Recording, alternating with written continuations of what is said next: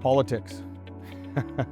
Our Prime Minister will be decided in the next couple weeks, and I think that'll be pivotal.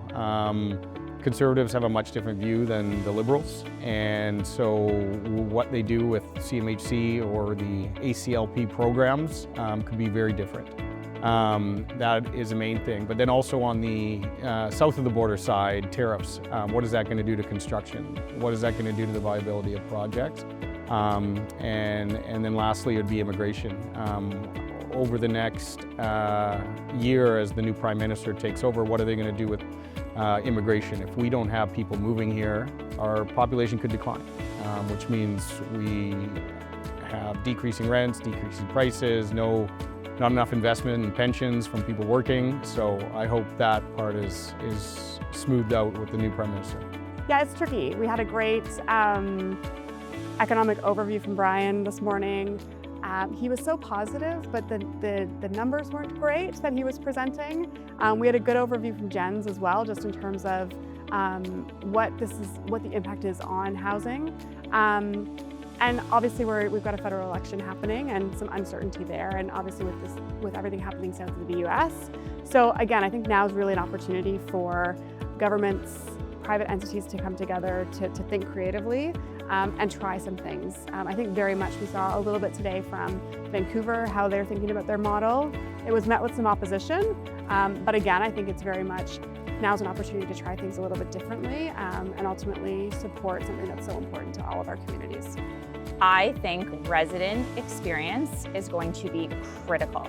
Across every major market in Canada, the markets are softening.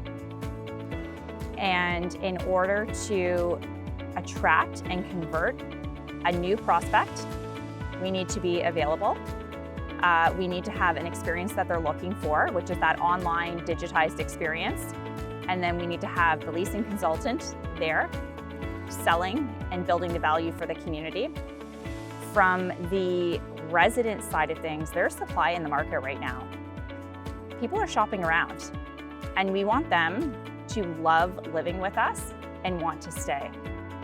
And in order to stay, we know that service and the experience with management creates that stickiness. So I think resident experience is going to be critical, and leaning into the tools and technology that helps to support that. I think the political climate is top of mind for everybody, but I think as we think about what's going to succeed, that we need housing in Canada, we need it for all asset classes. So any development is good development as long as it's meeting the needs of the local residents. It's about a couple of things. I would say one, it's about playing defense, and that means the assets that you have, what are you doing to make sure that you're competitive and that you're taking care of your risks, so you're not overextending yourself. And I would say that the second thing is taking advantage of the opportunities that will present itself in the coming months. I think there are opportunities right now, and there will continue to be opportunities. It's funny in certain times when things are down, people tend to pause or hesitate. But if you really think about it, those are the times that it makes the most sense to actually get in and take advantage of the opportunities. And if you're, have conservative assumptions in your underwriting and you're intelligent about how you take on the risks that you do, I think you could look back a year from now and be happy with what's come out of it for you.